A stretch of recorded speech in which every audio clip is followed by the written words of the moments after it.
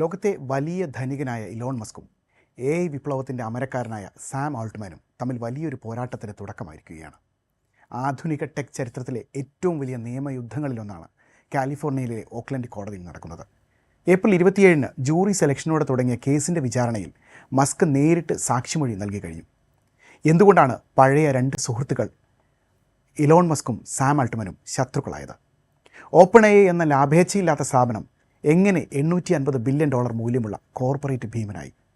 നമുക്ക് പരിശോധിക്കാം. കഥ തുടങ്ങുന്നത് 2015-ലാണ്.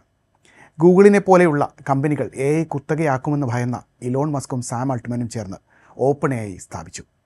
മാനവരാശിയുടെ നന്മയ്ക്കായി പ്രവർത്തിക്കുന്ന ലാഭേച്ഛയില്ലാത്തൊരു സ്ഥാപനം, ഇതായിരുന്നു അന്നത്തെ വാഗ്ദാനം.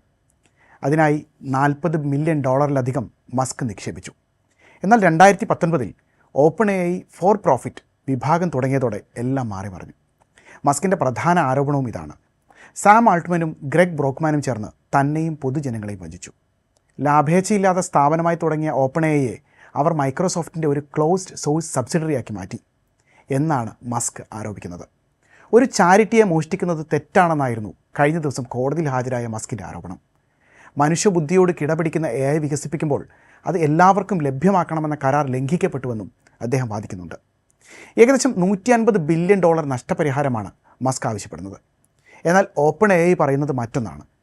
മസ്കിന് OpenAIയുടെ പൂർണ്ണ നിയന്ത്രണം വേണമായിരുന്നുവെന്നും അത് ലഭിക്കാത്തതിനാലാണ് അദ്ദേഹം 2018-ൽ പടിയിറങ്ങിയതെന്നും അവർ വാദിക്കുന്നു. കൂടാതെ മസ്ക് ഇപ്പോൾ തൻ്റെ സ്വന്തം AI കമ്പനിയായ xAIയെ വളർത്താൻ വേണ്ടിയാണ് OpenAIയെ തകർക്കാൻ ശ്രമിക്കുന്നത് എന്നാണ് അവരുടെ പക്ഷം. ഇതൊരു വെറും ഈഗോ യുദ്ധമാണെന്നാണ് OpenAI അഭിഭാഷകർ കോടതിയിൽ പരിഹസിച്ചത്. വിചാരണയുടെ 2ാം ദിനമായ ഏപ്രിൽ 28-നും മസ്ക് കോടതിയിൽ വാദം തുടർന്നു. 22 മണിക്കൂർ വീതമാണ് ഓരോ പക്ഷത്തിനും തങ്ങളുടെ വാദങ്ങൾ നിരത്താൻ ജഡ്ജി നൽകിയിരിക്കുന്നത്. ഇതിൽ രസകരമായ മറ്റൊരു കാര്യം നഷ്ടപരിഹാരവുമായി ബന്ധപ്പെട്ട മസ്കിൻ്റെ നിലപാടാണ്.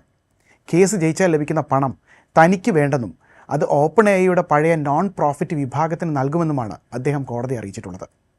എന്തുകൊണ്ടാണ് ഈ കേസിന് ഇത്ര പ്രാധാന്യം കൈവരുന്നത്? കേസിൻ്റെ വിധി വിവിധ തലങ്ങളിൽ ലോകത്തെ മുഴുവൻ ബാധിക്കുന്നതാണ്.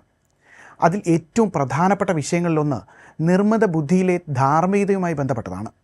ലാഭേച്ഛയില്ലാത്തൊരു സ്ഥാപനത്തിന് പിന്നീട് ലാഭമുണ്ടാക്കുന്ന കോർപ്പറേറ്റ് കമ്പനിയായി മാറാൻ നിയമപരമായി സാധിക്കുമോ എന്ന ചോദ്യത്തിന് കോടതി മുറിയിൽ ഉത്തരമാകുമെന്നാണ് പ്രതീക്ഷ. മറ്റൊന്ന് ഓഹരി വിപണിയുമായി ബന്ധപ്പെട്ടതാണ്. വരും വർഷത്തോടെ ഓഹരി വിപണിയിലേക്ക് ഇറങ്ങാനാണ് OpenAIയുടെ പദ്ധതി.